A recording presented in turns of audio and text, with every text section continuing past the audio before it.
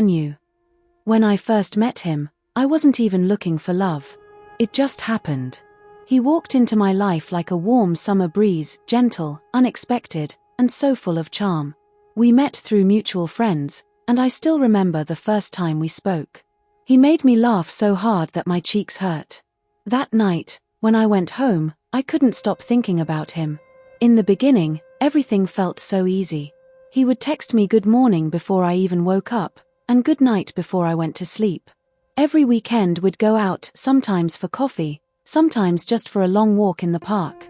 I felt seen, understood, cherished.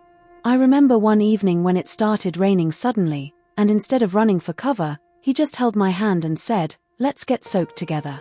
We laughed like children, completely drenched, but I didn't care. In that moment, I thought, this is happiness. He met my family, and they liked him. My friends said we looked perfect together. And honestly, we were. At least, that's how it felt back then. When he proposed, it felt like a dream. He took me to the place where we had our first coffee date, went down on one knee, and said, "You are the only one I want to spend my life with." I said yes with tears in my eyes. Our wedding was small but beautiful. I can still hear the music, see the lights, feel the joy in the air. I thought I was stepping into my happily ever after. If only I knew then, that this fairy tale would slowly turn into a nightmare. That the same man who held my hand in the rain would one day raise his voice at me for coming home late. But back then, I was full of hope.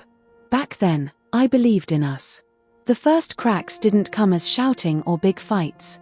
They came quietly, almost softly, in ways that were easy to ignore.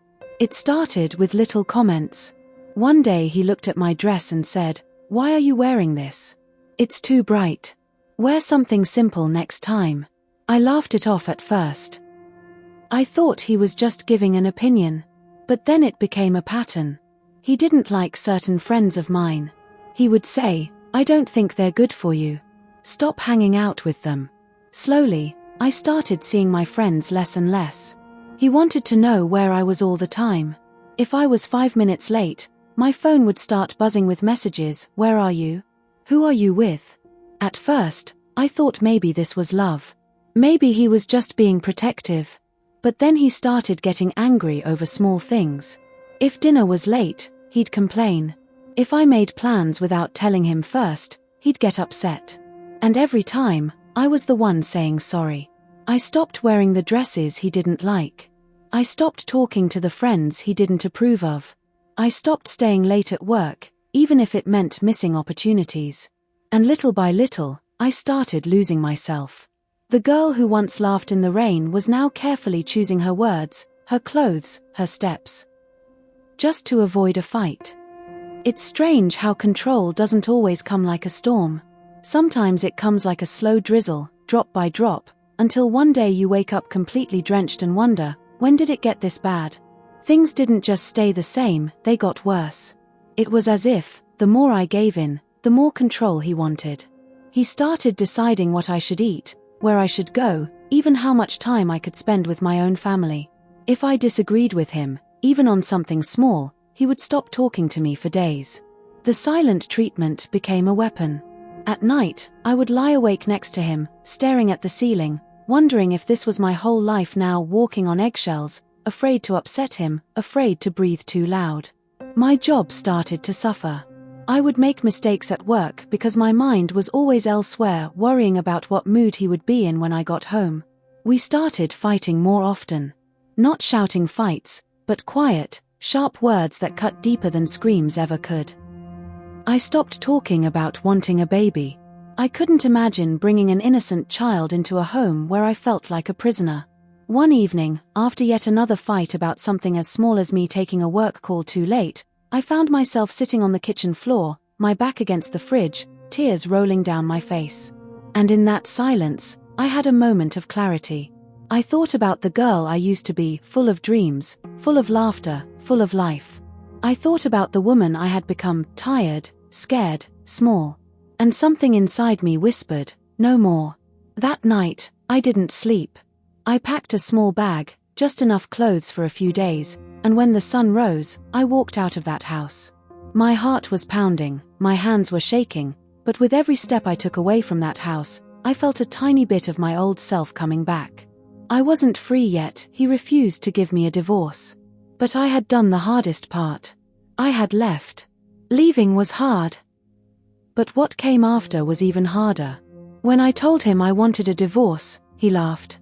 "You're not going anywhere," he said. "You're my wife. You belong here." But I didn't belong there anymore. I went to a lawyer, filed the papers, and started the process. Every step felt like climbing a mountain barefoot. The hearings, the waiting, the paperwork, all while still going to work, still pretending to be fine when I was breaking inside. Every time I saw him in court, I felt my chest tighten. He would sit there, calm, almost smiling, as if this was a game. I wanted to scream. I wanted to ask him why he wouldn't just let me go. But I stayed quiet. I stayed patient. On the final hearing day, I walked into the courtroom with my head held high. My hands were trembling, but I didn't let them see my fear. The judge read the papers, asked the questions, listened to both sides. And then, finally, the words I had been waiting to hear came out. Divorce granted.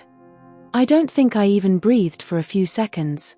My eyes filled with tears, not of sadness, but of relief.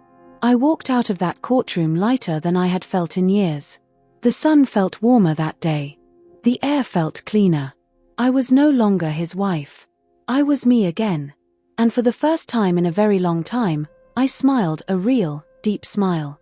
Life after divorce was not a fairy tale either, it was a process.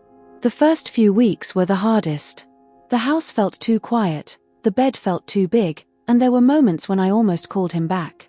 Not because I missed him, but because I was scared of being alone. But little by little, I started finding myself again. I went back to work with a clearer mind. I reconnected with friends I hadn't seen in years. I started eating my favorite foods without asking anyone's permission. I began laughing again, not because someone made me laugh, but because I truly felt light. I realized something important. Being single is not the worst thing in the world. Being trapped in a toxic relationship is. Today, I am careful about who I trust. I know what red flags look like. I know that love without respect is not love at all. If you are watching this and you feel trapped in a relationship that hurts you, please listen to me. Don't ignore your pain. Don't wait for it to get better on its own. It usually doesn't. Talk to someone you trust. Build your strength. And when the time comes, choose yourself. Leaving doesn't mean you failed, it means you survived. And if you're already on the other side like me, healing and rebuilding, know that your story is just beginning. This was my journey, my truth. And I'm sharing it here because maybe it will give someone else the courage to take that first step. If you want to hear more real stories like this, stories of survival, hope, and freedom, make sure to subscribe to AINeuraBeat. Because sometimes, hearing someone else's story is exactly what we need to start writing our own.